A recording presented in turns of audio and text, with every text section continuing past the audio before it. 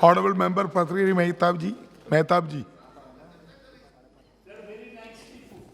Mahtab ji, please continue. Mahtab ji, please start your speech. Thank you, Chairman.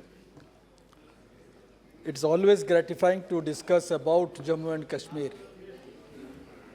Anyone who stands up in this house, either from this side or the other side, whenever talks about Jammu and Kashmir becomes quite emotional. Of course, that emotion at times is bereft of facts. One thing one needs to understand, that when you talk about Jammu and Kashmir and Ladakh, what do we forget about Baltistan and Gilgit? I believe that there are 2 seats still vacant in this house. As per our commitment, as per the constitution of this country, 2 seats still remain vacant. And we never, ever discuss about Baltistan or Gilgit. They were part. Not only Baltistan and Gilgit, also whole of POK. I was talking about 2 seats. When we are talking about Pak-occupied Kashmir, then that is something which we lost, which is under the occupation of Pakistan. But when we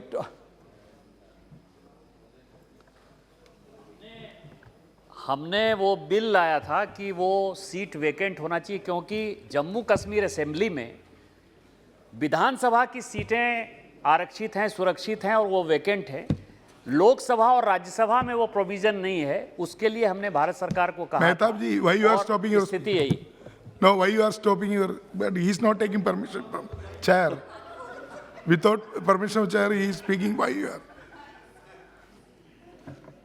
Why you are stopping your speech? There was a historic transformation in August 2019. This should have happened much, much earlier. Today, the concept of one nation, one constitution, and one flag is in implementation in this country. We should take pride in that. Every Indian, every true patriot of this country will take pride in it. That no more we have दो flag, दो constitution. Since August 2019, it has gone. But still, I hear and also I read that people still remember that नहीं ये गलत हुआ, गलत हुआ, गलत हुआ. जो संशोधन कई सालों पहले हो जाना चाहिए था, 50s में हो जाना चाहिए था. After the Constitution was adopted in Jammu and Kashmir Assembly itself, that concept of having 2 flags, 2 constitutions should have been abandoned after 1957 or 58. But it continued. Why did it continue? To garner votes, or because somebody was very much emotionally attached to that piece of that state? Why did it continue? Have we ever asked this question ourselves? We haven't. I would say all unjust and discriminatory laws have been removed. Have we talked about it today? During last 2 years, or since August 2019,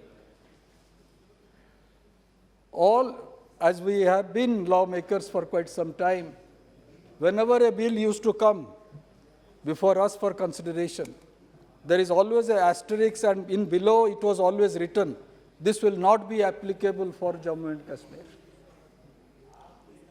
Didn't it pinch us whenever such message was being printed in the bill that is being moved in this house, in parliament, that this will not be applicable for Jammu and Kashmir. But nowadays, that is no more there.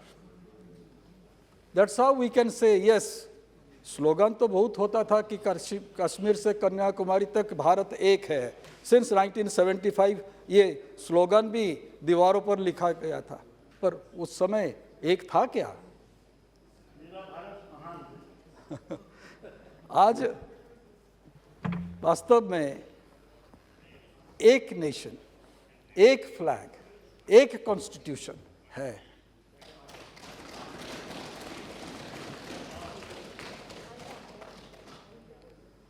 One good thing that has happened is the grassroots democracy being strengthened. Of course, when the finance minister or any other member from the treasury bench will be speaking, will be defining how much money has been allocated for specific programs or specific departments. But as far as I understand, around 1,000 crore as grant has been provided to 4,290 gram panchayats.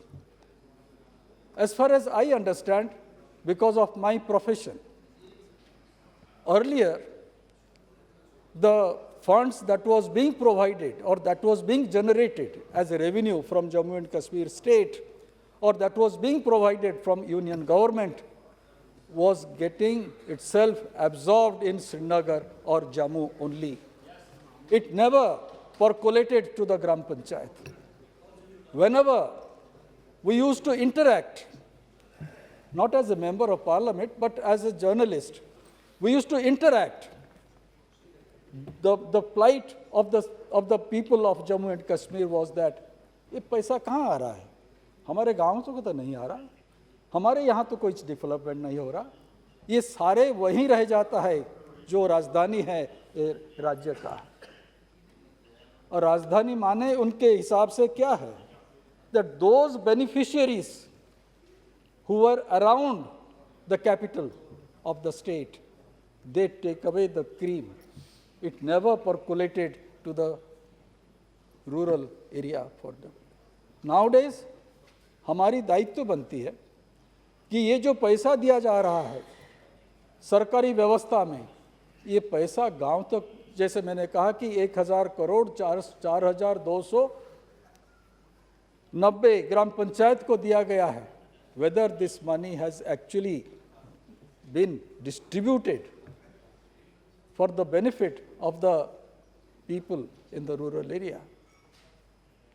कई साल पहले, as a member of the Public Accounts Committee, on a report, we just wanted to find out. CAG, of course, during that time was unable to go into the details of the expenditure in Jammu and Kashmir. But there were some reports, and we were interacting in some district headquarters relating to the food and civil supply department. How are you actually distributing it?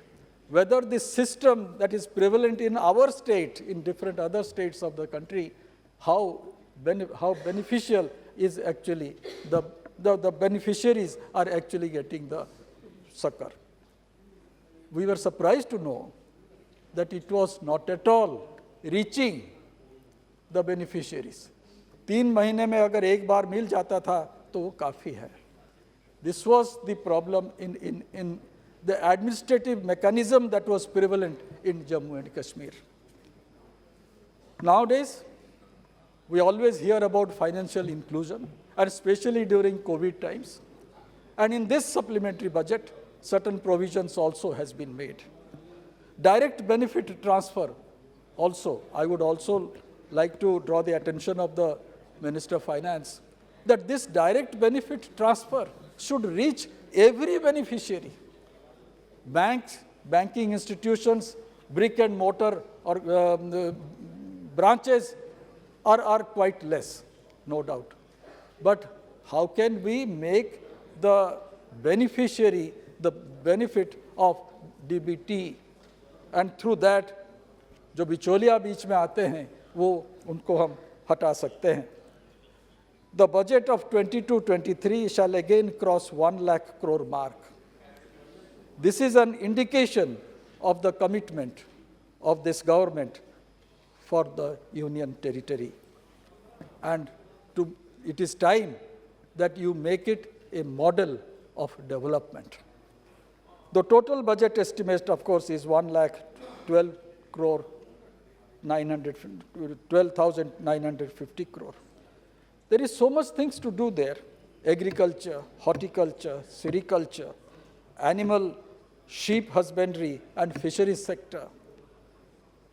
And basically, I would say, I don't know, because I was absent for an hour today, had to approve our standing committee report, that's why I had to leave. But I would also like to remind this House and also the government, what have we done? How much money have we provided to keep Srinagar free from flooding? A huge flood had occurred some years ago. It had devastated the whole city.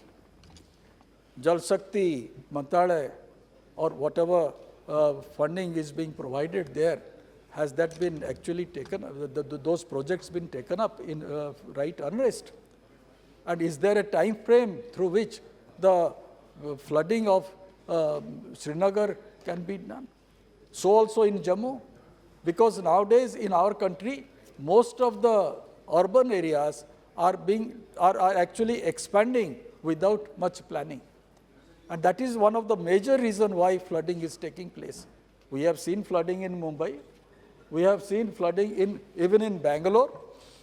We have seen flooding in many other, even Chennai. But when you are talking about Jammu and Kashmir, what major steps is being taken to keep these two big cities of the state, of the Union Territory, free from flooding, and how much money has been provided there? Regarding health and medical education sector, an allocation of around 14,084 crores have been made under capital expenditure, and that needs, and I understand the medical college that is being set up, that also needs to be protected from flood waters, and for that specific program needs also to be done. Rural sector, especially Kashmir Valley and Jammu, needs to be developed. If we are talking about hospitality sector, it will be the villages that needs to be developed. Instead of putting up 5-star hotels in some specific places, there is a need to actually develop the villages, as it has happened in certain other continents and other places. It is the village life of Jammu and Kashmir which needs to be developed as tourist destination, where hospitality sector can improve. I would also like to draw, sir, that during our visit, I happened to chair a committee of labor and employment, textile and skill development and entrepreneurship. During our visit, we visited the interior, as we call the walled city of Srinagar. We also met boys and girls who are being trained to upgrade their skill. And that during that period, we also visited this school, Delhi Public School, where I came across number of students. And the best thing is, some of my colleagues are also present here in this house. The best thing is, those who have passed out from those schools, they are also very much attached to that school. And they want to develop camaraderie and also so that they can get employment. And that's a very great thing that actually impressed us. But what I was trying to drive here is, during that period, relating to especially those difficult days, it was a central union government program that to upgrade the skill of textile workers, specific employment was also made, centers also were created throughout the state. since last 1 year, all those centers have been totally closed, and those people who were the trainers, no money is being provided to them. I have written separately to the textile minister, but I don't think anything has happened till date. I would urge upon the finance minister to please look into this aspect. It is necessary that we, अगर हम कहते हैं जब when we see the map of India, Kashmir हमारी मस्तक है, तो उस हिसाब से उसको महिमा मंडित भी करना हमारी कर्तव्य होता है. Thank you very much, sir.